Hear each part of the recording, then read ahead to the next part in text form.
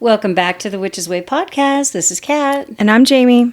And tonight we're going to be getting into creating sacred spaces in our homes. A very appropriate thing to do during the winter season. Yes. Yep. Indeed. Sacred spaces are so vital for our spiritual journey because they're sanctuaries where we can reconnect with our inner selves, we nurture our own energy, and we align with the divine, which I just love saying that. Align with the divine.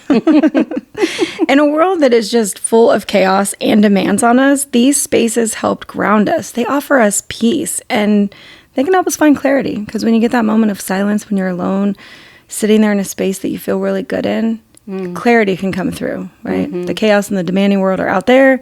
You're here at your sacred space. Mm-hmm. So I was thinking, like, for you, Mom, what comes to mind when you think of a sacred space? Like, what's the vision that immediately pops in your head?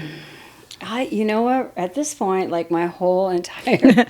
I'm jealous. I knew she was going to say that. I've now done some things right in front of my door when you enter the door. So I've got like a seasonal wreath and candles and stuff that when I light them, the whole house smells. And then just a couple steps in, I set up a whole nother... I got a mirror. In fact, I got a mirror from you with these little nooks in it. Oh, she repurposed something of mine and did it way better than I did. And so I decided when I hung it on the wall, because it's got like 12 like nooks that you can put stuff in, and they're good sized nooks. So when I got it up there, I was like, I know what I'm going to do with it. I'm going to switch it out for every season. I put a little altar under it, and it's the most magical thing. I mean, I already think like the rest of my house is magical. But it's your newest edition of magical? It's like my newest, the newest things bring me the most joy, I think, because it's like, oh, look at you, brand new to my space. I love you so much. I still love everything else. Yeah. But I think, my plant room, my lanai, or not my lanai, but my Florida room with all my plants, where I can look out the windows and see the birds and all the animals doing things in my backyard. I consider that a sacred space for me. Like, I love to start my mornings there with my coffee. And, my dog going in and out because he likes to do the in and out thing first thing in the morning. No matter how many times I take him out, he still wants to go out 5 minutes later. But, and then of course, when I really want peace and quiet, and I go in my room and I close my door, because my room is really chill. And when I turn out the lights, I've got little twinkly lights in there. So you set a mood. Yeah, it sets a mood, and I've got candles, and I've got witchy stuff in there. Even though there's dirty laundry on the floor. Well, we can't ignore the necessities that we have to do, It's like we're going to have a refrigerator and we're going to have sinks with dishes in them and dishwashers and whatever. Yeah, the things I wouldn't designate as sacred are my kitchen, because it's like that's just work for me. Yeah. The kitchen is just work. Yeah. All the time. It never ends. Same. Like as soon as you clean it, and then you cook something, you got to clean it again. Nobody told me it would be like this when I wanted to grow up an adult. And nobody told me that was going to happen, and that wasn't in the book of How to Become an Adult. Yeah, no one told me I was going to have to cook and clean for the rest of my life and make meals and think about what to eat. Anyway, that was a little off track. But what about you? What about your sacred space? Yeah, when I think about sacred spaces, I do think about spaces where I can be alone. Because I think I need that to feel like I can connect. I need somewhere that's not busy, that doesn't have a lot of people. So I can make that outside in a park. I've done it at the beach, when it's either early morning or late at night. But I need to be able to feel safe in it. So not to be interrupted, or somebody might sneak in, or there's going to be a knock at the door, So a lot of times I will not have a lot of electronics in those rooms or in this space. I don't want them with me because I don't want the interruption. If I'm going to kind of go deep or try to connect or find clarity or just sit there and be with myself, I don't want things distracting me. So those are sacred spaces. That's what comes up for me with that. On the opposite end, it's like what feels like the most unsacred of spaces. And I think of, airports and busy shopping centers and those places. I feel all the chaos around those. And There's then so much energy there. Yeah, then I crave that quiet, alone, peaceful corner of my house where I'm like, I could go there and journal. I could go there and do a puzzle. I could create something, but I can be with myself and not be bombarded with other people's energy. I feel when you say that, it reminds me of why I like working remotely. Remote work has its ups and downs. For one thing, you're alone. For another thing, you're alone. Right. You don't have all the people that you would interact with in a workspace, and their energies and their chatter. Like I can remember being in an office and people being next door, and the one guy talked really, really loudly, and you could hear him from down the hall, and it was so annoying. It's like, well, can he shut his door? Because he'd be on speakerphone and he'd be talking really loud. Like, oh gosh. So it just made me think of that, because sometimes I'm like, I wish I worked around people. You wish you could go into the kitchen and there'd be like coworkers there that you could chat with for a minute. Yeah, exactly. Yeah, like a break, a social break. Yeah. I don't get to do that anymore. But what I also don't have to deal with is, that energetically, all the people that you have to deal with in work. So if you're somebody that works in a mall or works in a really or has to spend time in a really crowded place, the sacred space may become even more important for you to create, so that you can decompress from all of that and you can get back to center. Because that's how I think of it. Yeah. Even when, my office is probably one of my biggest sacred places for me, because nobody really stops in through there unless I invite people in and they sit there. And what I love is when people are in that space with me, they're also calmer, or, like they feel what the space holds too. And they're looking around, and then they get curious and they ask spiritual questions because they'll see some of my symbols or my books or something. And it allows them to even be invited into that space to kind of start reflecting or asking deeper questions, not just everyday chit chat. So I kind of like that, where if you can invite somebody into your space too, they can feel it, Yeah, I do wish I had a room that was just like an office that I could close the door. My office is not. It's in an area that's out, so there's no, you can't shut off from it. But but I've got a great house. I love it. You do. I'm really and you've thankful. done such a good job creating a beautiful space in here, which is why we always work here. This is where all the magic happens at Kat's house. So I think the first thing when we're talking about sacred spaces, the first thing to address is to plan your space. You can jump into it if you work well with that, but I feel like planning it first, deciding what you want the space to feel like, deciding what you want from the space, because you're going to be putting the things into it, and then you're going to be sitting there with the energy. So planning out your sacred space for a physical or energetic area. I mean, your kitchen table can become your sacred space if you need it to, and that it would hold requirements that you'd have. All right, I only break out my box of spiritual items when I'm alone, when I have 30 minutes to myself, when I'm first get up in the morning with my coffee. That's how I lived for a long time, because I was always around people, and I had roommates, and I had a kid, and I just, so things got put up, and then they only came out when I needed them. Being older, my child is now turning 19 tomorrow. Oh my God. I don't have to worry about that. Nobody comes in and starts messing with anything. So, I think the biggest point in planning your sacred space is making sure that you create a space that gives you the feeling that you want when you see it or when you're in it. Focus on the feeling that the space gives you as you put things in it or take things out of it. Because that's truly what is, when we alter our mood, we're altering our energetic state. Yeah, so my sacred space is like a lot of my house, because I live alone and I can do that. Yeah. I can just take over 1,000 square feet or 1,200 square feet of it. Exactly. I've got so many square feet that I could just sit down and vibe with it at any time. But if you don't have the luxury, and I do feel like this is a luxury for me, you can start small. Like you mentioned, your stuff can be at a table, but you can also use a small desk if you have a desk. I've seen some of those roll top secretary desks.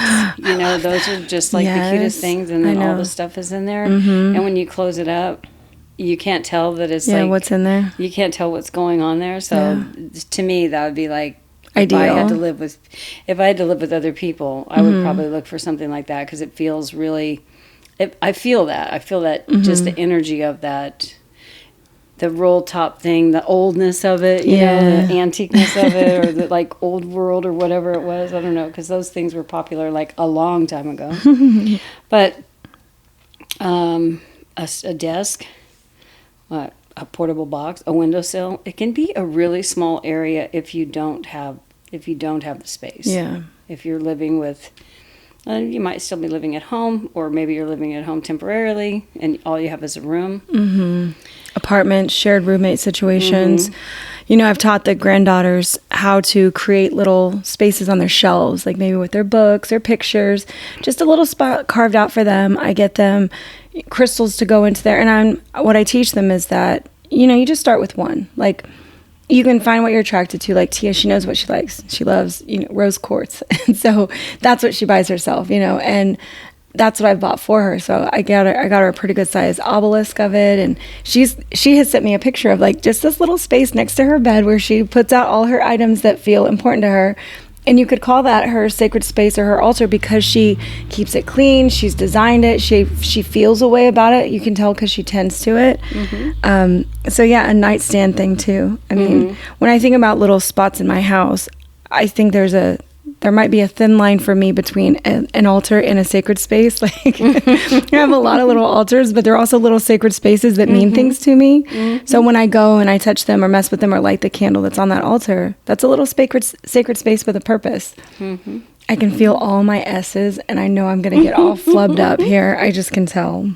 We can also go with things like you can use a wall. You know, you could use wall art or shelves or floating altars.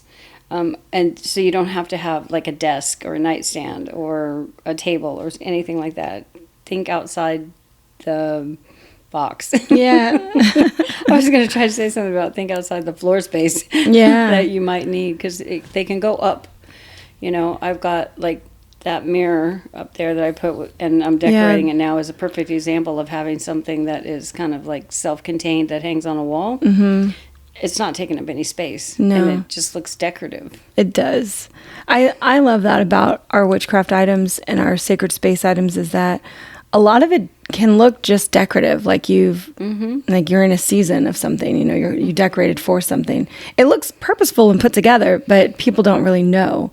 And I find that to be the most fun, you know. I told you about the time Andrew walked in and said, "Oh, what's that bottle? That looks expensive. It's no label, this, that." And I was like, "It was just moon water."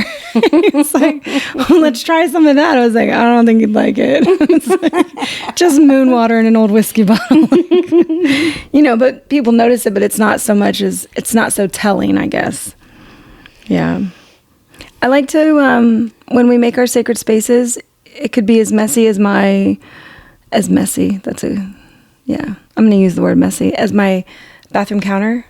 Like it's very small. I have a very small bathroom counter space because we have individual his and her sinks because I didn't want that long sink so our messes could overflow into each other's spaces. I was like, nope. You really do have no space. Because I don't want a lot of shit up there. Like that really bothers me when people have everything all over their fucking counters. Like, oh, it stresses me out to see it. Like I can't.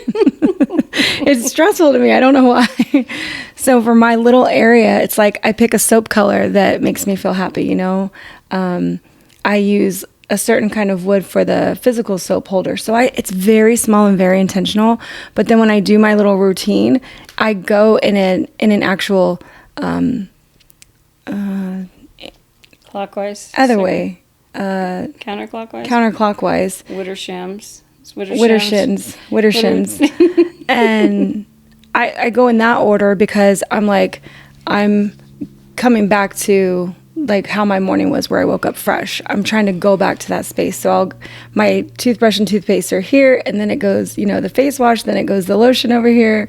And so that's the way that I put on or do the things. But I don't like a lot of shit on my counters. So. Well, and a lot of people clutter on counters. Clutter in general can be stressful. Yeah. Yes. Really stressful. So thinking about that bathroom counter thing is like I have a sacred space, but it's already part of my regular routine. Like I'm going to brush my teeth and put on my deodorant and put on my, you know, night cream and the lotion for whatever and Neosporin for any cuts that I got from the garden that day. Like I have that set up to where this is my little routine. This is the time when I'm, you know, winding down thinking about what am I going to dream about tonight? You know, I go through this little ritual of my night. So that's a really good example of incorporating into your routine. Yes, definitely. Like find something you already do. Next to my coffee, I have my cinnamon that, you know, that's what I put in my coffee to set an intention with that. So if you can add things to a sacred space that where your routine and your habit already exists, and then you're just adding a little element of your spirituality, a little element of your practice can go into that. And you find, 30 seconds, 1 minute, 5 minutes to be there with that setting. I keep saying, I don't know why. I think I'm losing my words. So if I think we already touched on this, but if you don't have privacy, like you have roommates, or you live at home, or you have kids and cats, or anything that wants to mess with your stuff, you can create portable spaces with boxes, baskets, a pouch that can be stored and set up temporarily when you have alone time. So you can always pull them out, put them away, like you did. You mentioned that you did that. Yep. I had to do that for a long time because I didn't have the space. I didn't want people in the things, I just didn't have the freedom to have it out and about and trust that it was going to be okay. That's it. Especially in the military. And if you can also communicate boundaries to your family or housemates, why this stuff is important to you, and ask for them to respect and support your stuff, your space, your items, I think that's what the girls have done with their boyfriends. The boys understand that the girls have crystals and things, and maybe a tarot set and a candle, and this is all special to them. And they're like, nope, that's her stuff. I think I've told you about times where my husband sees something and it's just trash, or it's just an empty container, and he doesn't touch it, and I ask him, why didn't you grab that? He's like, I don't know what you got going on in there. So he just assumes that anything could be part of magical workings and just won't get rid of it, unless it's his trash or his container or his something. He's like, I don't touch it. He's I don't know. Too many things come into the house that look like that. Maybe he's like, what is that? I know. He's like, what is that for? Yeah. So that's kind of funny, having somebody who respects those things. So, one of the things that can happen to us, especially when we first start out and we start exploring witchcraft and we start really getting into it, is it's really common to be on social media and see all the stuff that's there and then want that. I know when I started, that's how I thought. I was like, oh, look at that. I want a space just like that. I want all those apothecary jars and all that stuff. But your space is just for your space. So don't judge your space against what you see other people doing. You don't have to have a lot of expensive things or to create sacredness. Remember that it's that sacred space is for you. It's not for Instagram. I love that. I love hearing that because I do have a lot of witch friends that they're like, girl, you should photograph this. You should put this out there. You should, and I see that. I'm like, I could see how this would be appealing to some people, but I don't know. I still want to keep my space. Like, I love people I know to come in and see it, but to put it all over my Instagram, like my personal one, no, never going to happen. Not doing it because it's mine. I'm like, yeah, it's just for me. It's for me to know about. It's not really a thing that I want other people to like it and comment and thumbs up it or whatever people do. No, don't need that. Yeah. I want it to be for me.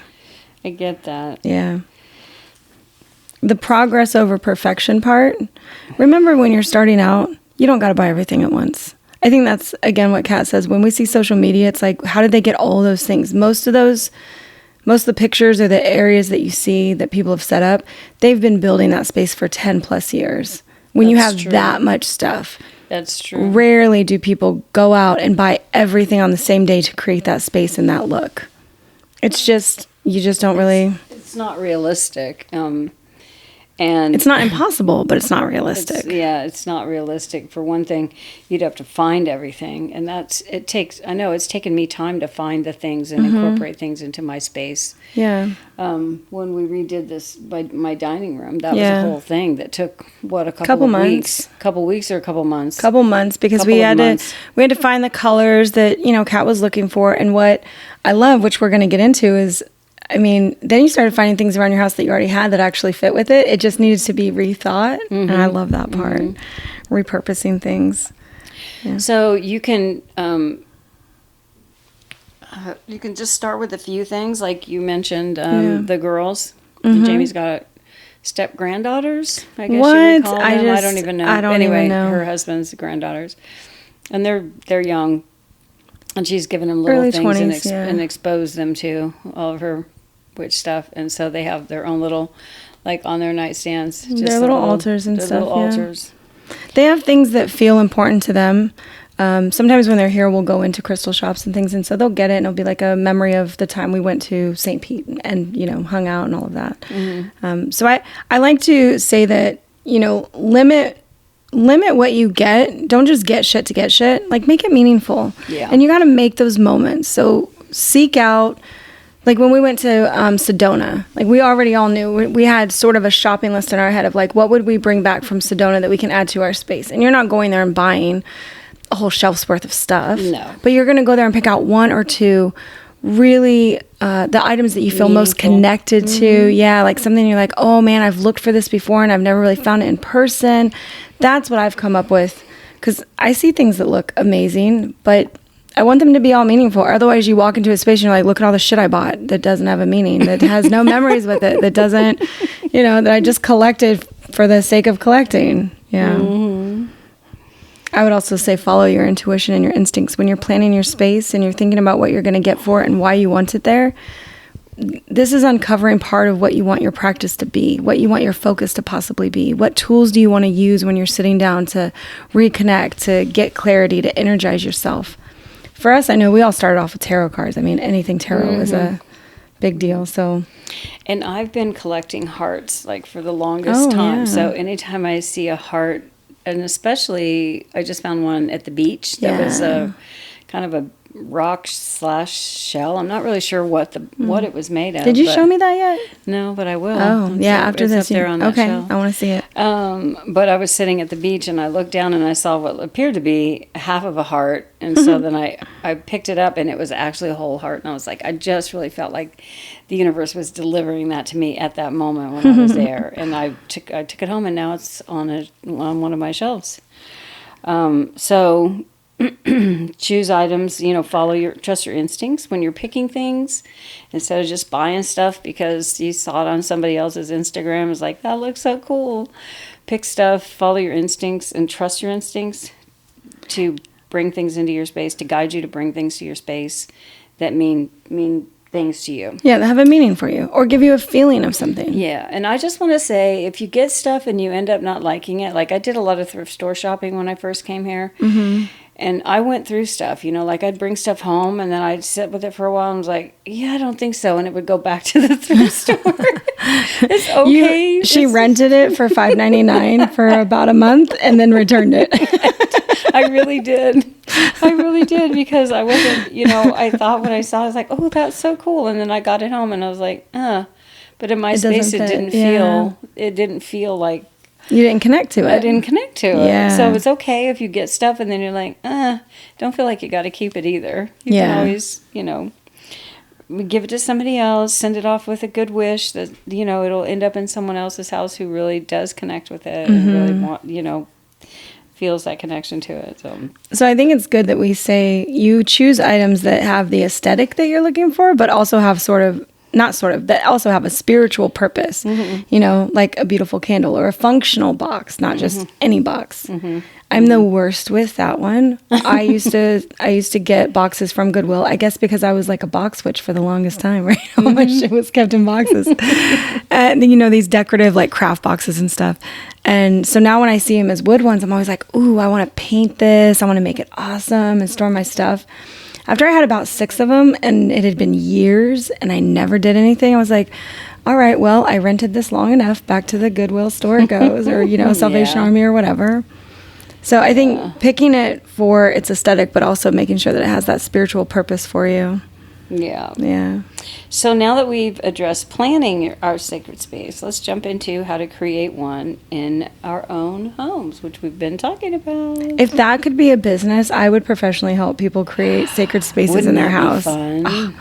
That's why the feng shui thing for me is so much more about the spiritual and the sacred than it is like the modern feng shui, all, you know, nothing in your home. So you bring up feng shui, so that's a really good thing to note, like to pick the right space in your, and feng shui can help you with that. If you don't know anything about feng shui, a really good book that we like is Astro Feng Shui by Simone Butler. She's awesome. She writes good books. And that's just a great book to have to kind of know how to set up your house for flow and where certain things belong, if you will, according energetically. to energetically, Yeah. you know, and how you can help energy flow by using feng shui and understanding how your house and even if you don't have a house, it could be your bedroom. Just your room. Your desk can even be feng shui. So you can feng shui pretty much anything. Any area.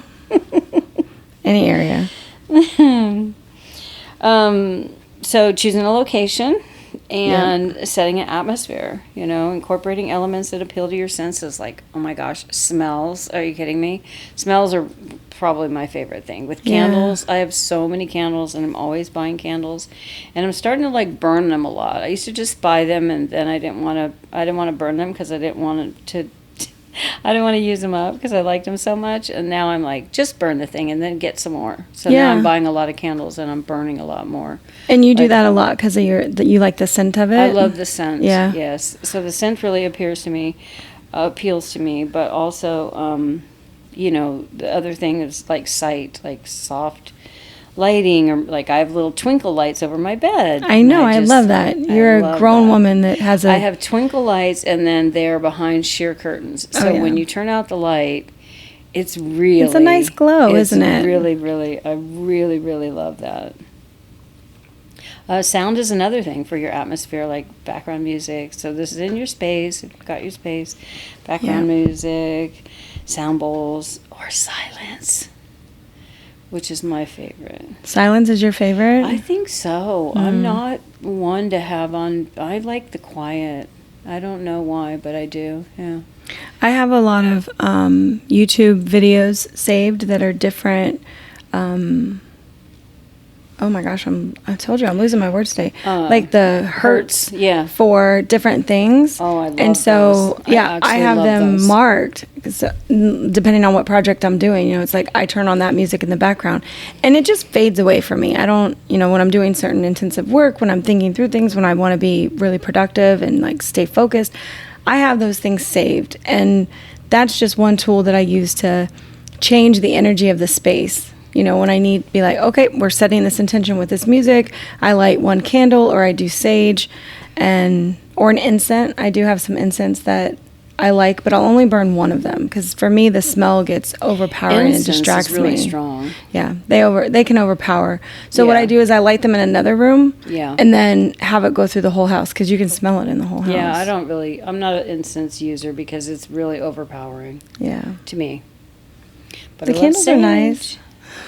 Candles are nice and they're delicate. Yeah. And, you know, the scents are, you can even, I have 3 candles going now, and so they're kind of all in the same fall theme, like one's apple, one's cinnamon, and one's something else. I can't remember, but all 3 of them are going, they go together. So I'll light those and just fill the room with that smell. It's really, really nice. My favorite fall smell is white pumpkin, which I don't even know what the fuck that's supposed to mean because pumpkins ain't white. But I have a white pumpkin up there on that shelf, but of course it's not you have an actual white pumpkin? No, of course not. But like a decor white pumpkin. A decor white pumpkin. Yeah, but what is the scent white pumpkin? What does that even mean? What does it smell like, white pumpkin? Delicious. I don't know. It smells like a baked good, I guess. I bet they put vanilla in it then. Maybe it's like vanilla pumpkin, but they wanted to be more creative. They're like, no, we're going to call it white pumpkin. Okay. Yeah, I bet it's vanilla. Or one of these. Now when I go home and smell it, I'm like, is it vanilla that I've just been missing because I'm focused on the pumpkin spice? Vanilla's a wonderful smell. Yeah. So let's see. Let's talk about decluttering. Yeah, because when you're creating your atmosphere, definitely the energetic decluttering and the real decluttering are important. So the decluttering is like if you buy stuff or you have stuff and you're not using it and you're just like storing it, get rid of it. Yeah. Give it away. Have a 1-year rule. A 1-year rule. If you haven't used it in 1 year, let it go. So a good thing you can do is pack it away, label the box. Put a date on it. And if you don't get back to it and a year later, then you know, you're like, I just put that stuff in there a year ago and I have not looked at it, thought about it, anything. Well, that means it's stuff that you don't need. That's just taking up space and energy. Yeah. Yeah. Because when you see it, when we see our stuff packed away and we know we're storing stuff and it's things we haven't used, our minds start to spiral into all the things like, oh, I haven't gotten into that. Oh, why haven't I used that yet? Oh, I should get rid of that. So energetically, it actually pulls you away from the sacredness of the space where you're looking for the quiet and the connection. And it's pulling you into the past and into this future worry of like, I have this box of shit I need to deal with.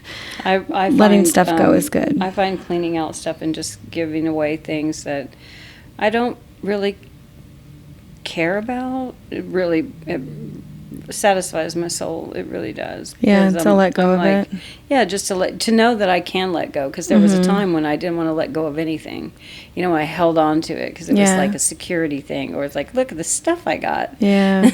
Stuff made us feel like we achieved something because we had more. Yeah. And that happens when you grow up not having a lot. Is all of a sudden your house is full of stuff and you're like, holy fuck, I've made it. Look at all, I'm wealthy in stuff, you know.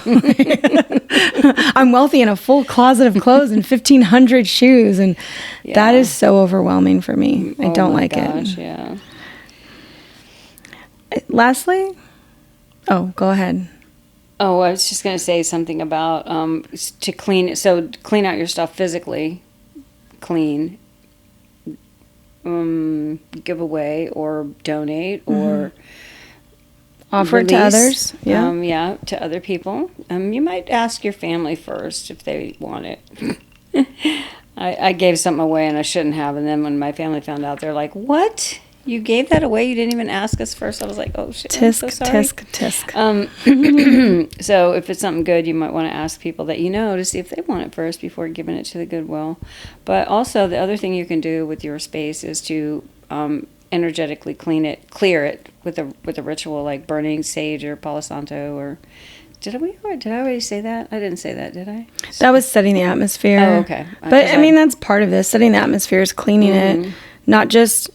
You know, you can burn the candles because you are inviting something into the space, but you can also burn the candles, have the music, ring the bells to energetically clear it at the same time. It's all about the intention when you light it and say, what am I doing with this right now? I burn this candle so that I am setting the atmosphere, I'm setting the energy of the room, or I'm burning the sage because I need to clear out all the old negative energy of this space and refresh it.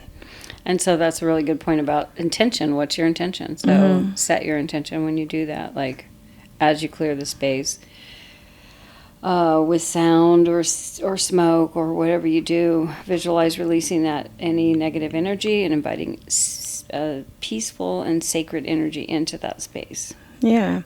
I like to tell my team of light, which is who I think works with me on the other side, I like to tell them that this is now my new space and here's what we're going to be doing. And so I kind of like give them a memo of like, all right, here's the new office space, guys. This is where we're really doing our work from now on. And so that when I invite them, it's not new. It's almost like I've already set the intention for what I'm going to use at this desk with this candle, with this, whatever.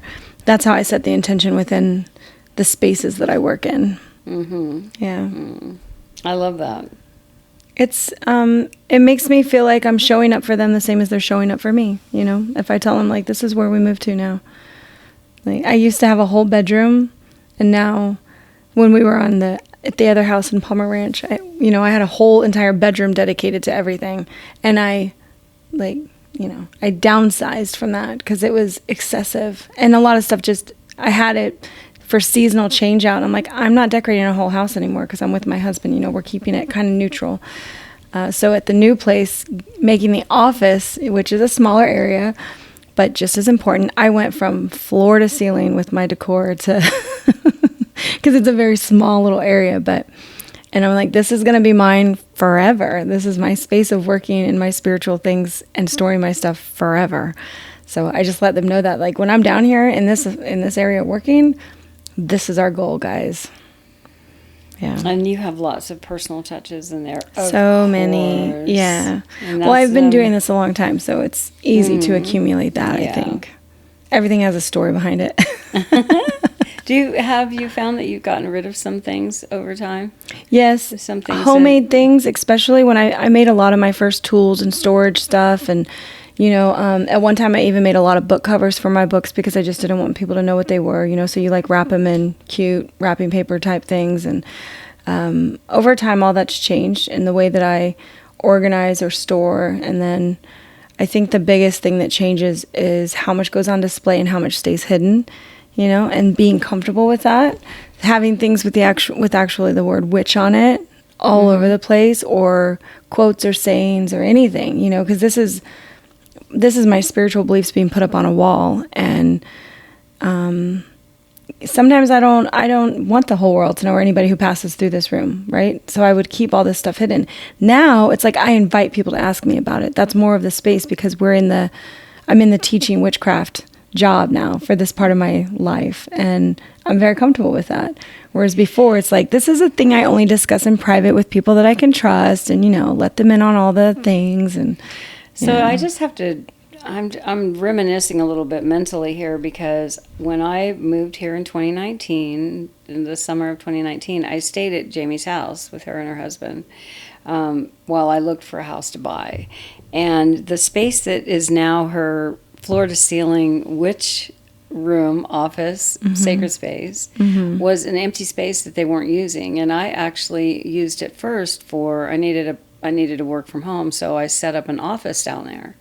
And, you know, I just had I had a desk and a chair and a bookshelf for all of my stuff. And so I worked in that room in this little space for like 6 months. And when I left the Kalex, the big Kalex, and the desk and the chair, and I took everything with it. So I'm thinking of the transformation from that to where you are today, which is, I mean, it's insane, right? Where was all the stuff that, you know, where did you have all that set up before? No, it wasn't. It was, you didn't have a space, did no, you? it was still in boxes.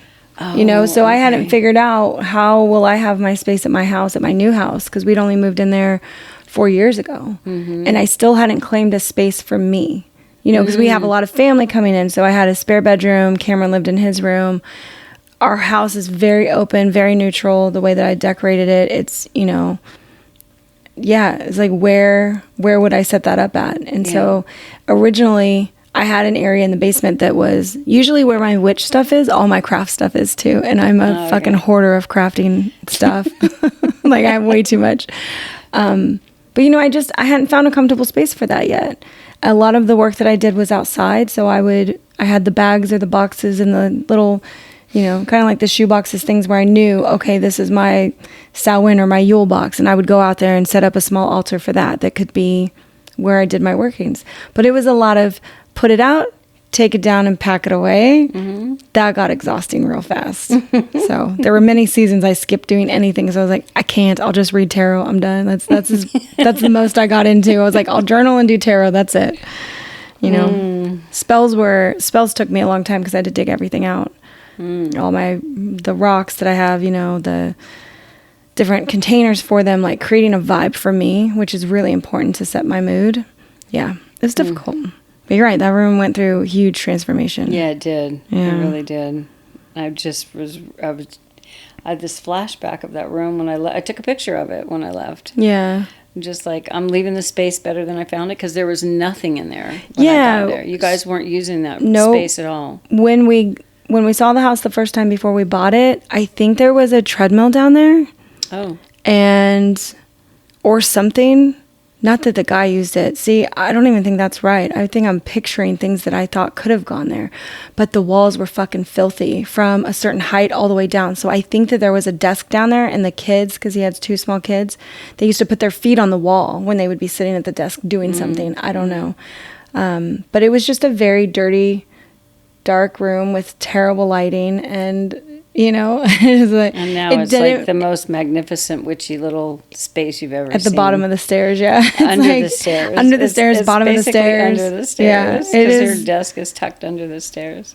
Well, that's because I want it facing south, you know, so like that's the area that faces south for putting your desk. Again, feng shui type things. Yeah. So seasonal. All the personal touches that you can get. All the personal touches. Yeah. Rotating things out for the seasons. You know, keeping it fresh. Refreshing it. And decluttered. And dust it, y'all. This was one of my problems. I didn't dust mine. If I left things there too long, that's why I always say refresh it every month, every season, zodiac sign. Pick something to refresh that. You refresh it every full moon or every new moon. But by refresh, it means come in, wipe things down, move them around, recharge what your intention is with the space, you know. It's a good thing to do. That's how we feed energy to our spaces, to make them feel good when we walk into them. Mm-hmm. Yeah. I mean, if you have financial limitations, like you're maybe just starting out, you can just use like everyday items. So we already talked about, don't go out and buy a bunch of stuff, and you don't need to have an Instagram ready sacred space. It's not for Instagram. You can use things as simple as like, I'm always collecting things from nature, rocks and feathers and things like that, pine cones. That was the thing that I brought back from Sedona. I brought a pine cone, a piece of rock, red rock, and then a stick like this, about 3 or 4 inches. It looks like a tiny wand. Yeah, it was the one we found when we were near the vortex, right? When we were walking. When we were on the vortex. Yeah, I got all of that when we were up on that mountain. And it just, all those, I didn't want to take a lot, but I wanted something to come back with me from that trip. And I still have all of that. Technically, it was trail debris, you know? It's like things that it was underfoot.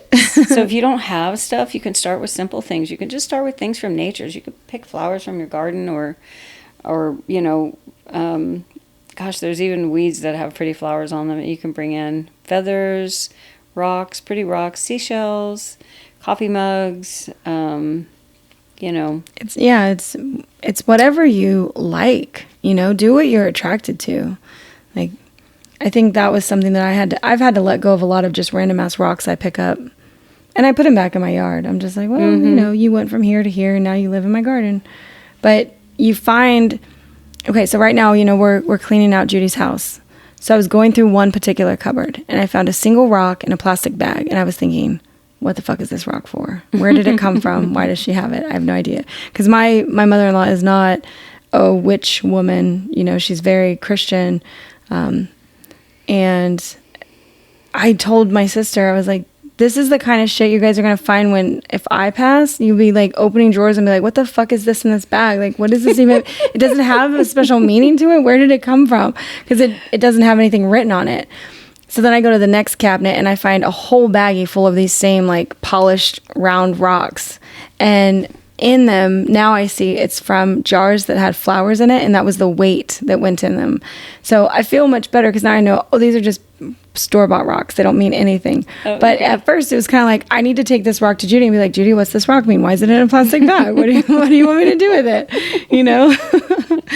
Yeah. No. So thinking about what we decide is sacred for us and what represents, maybe if you want to work with the elements, you know, I mean, what represents earth, fire, air, and water for you? Just those little representations to bring in balance and harmony and connection with nature and the cycles.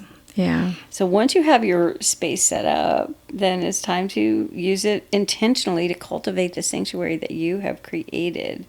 You can create daily practices that just are small and simple. I used to stir my coffee in the morning with intention.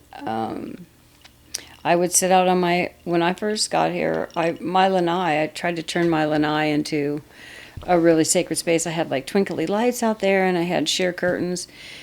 And I'll tell you something about outside space. It does not stay clean very long at all. And that stressed me out so bad because I had all these plants out there. And I would go out there and sit in the morning, and I absolutely loved it. I would write in my journal, or I would read a witchy book, and I would drink tea, and it would be a space that I would go and relax. And then I would look around, and I'd look in the corners, and I'd see that the plants were, because I had like a lot of plants in there. And they looked amazing, you guys. First off, she thought she had a black thumb, and she doesn't. I don't. It turns out I don't have a black thumb. Her lanai was lushier than mine. It really was. And so, but then I would look down, and I would see like the leaves falling on the ground, and they'd be stuck in the corner, and then the dirt, because it's outside, so it's literally, it's screened in, but it's outside, and that collects a lot of dirt. And I just got to where I was like, oh my god, right now it's a complete mess after the hurricane. But the first thing that happened was I lost all my plants because one of the hurricanes blew the whole damn plant stand over, and it just tumbled it onto the ground, and everything broke, and I was just like, oh my god, I just can't with this. The chore. The chore of it. But I guess I'm getting a little bit off track when we talk about creating daily rituals. I'm thinking about when I first moved here, and the lanai used to be my place that I would go out first thing in the morning. It was just such a lovely space. But that's like, drink your coffee there, drink your tea there. write in your journal. These are things that morning you can meditation. do. Morning meditations. These are little daily practices that are small and simple that you can do in your space to use it as a sacred space. Tarot card reading used to be one of the things I did like all the time. I'm kind of going back to tarot card reading now. I just did that the other day. We just did it last night. We did it last night. I go through phases where I'm reading a lot and then I'm not reading.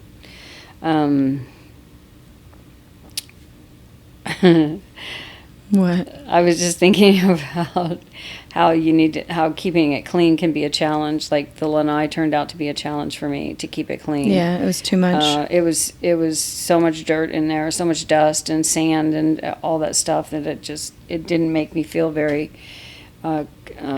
centered, grounded, and peaceful. Yeah, no, it didn't. It wasn't a peaceful thing. So No. I gave it up. I actually gave up that space. That's a good thing to note is, if you create a sacred space and you're trying with it and it's not fucking working out, it's okay to move it. You don't have to, that doesn't have to be like the one and only. Yeah. And don't force it. Even in feng shui, you can have sacred spaces that are within different energy areas and you just work around that. You create something that's, you can make it work for any area of your house, basically, any of the energetic areas that they have. It doesn't have to be in the spiritual corner of your house. It doesn't have to be. I tried that. That's my fucking guest room. And that got really hard to try to keep it together while I had guests in and out of there all the time. That room was not very spiritual for me. It was more of a chore room. It's like I have to come in and strip the bed and do all the laundry and then put it all back together for the next guest that'll be coming in a month. And so I needed something that was more accessible for me that other people didn't need to use. Mm-hmm. And that's why my office really became like the thing where I focused it on. Mm-hmm. Yeah. Yeah, if you have to spend time cleaning and picking up plant mess and dusting and trying to get the dirt that blows in or whatever, like having people go through your space where there's always someone there. Different energies coming through. Did you ever feel like you needed to clean it energetically after people left? All the time, yeah. But I always invited people to burn the candles while they were there. There's certain crystals in there that help absorb anything that's negative that the people might bring in, because I don't ask them about all their fucking problems and what they're thinking about at night and like did they have good dreams or bad dreams in there. It's just I used sort of a crystal grid to keep the space working the way that I felt like it should, inviting and comfortable, but also, not letting people overstay their welcome, making sure that they are leaving, so having the bed facing the door, so feet out. It's like, and we're not going to get stuck here. We're going to keep that energy flowing right out the door. Just doing small stuff like that to keep it going, but I couldn't revisit it when I needed to. So say I needed to go in and get things from that shelf that had my spiritual items on it. I had somebody staying in there and it felt awkward for me to invade the space that I was lent to them to now go in and like, hey, I need some of my shit out of here. Yeah. I just it didn't work for me. Yeah. So, when that stuff comes up, just when you have to move around or whatever you have to do, however you work through setting up your space and then figuring out, this corner works, that doesn't work, my line doesn't work. The maintenance with it. That part doesn't work, and then moving it. Just make sure to be gentle with yourself, and it's okay to move it and shift things in your life. You're not bound to anything other than what you feel that you are. When I think about sharing the space with others, buying the right furniture can really help. Like, I've bought a lot of used furniture because that's just who I am. Mm-hmm.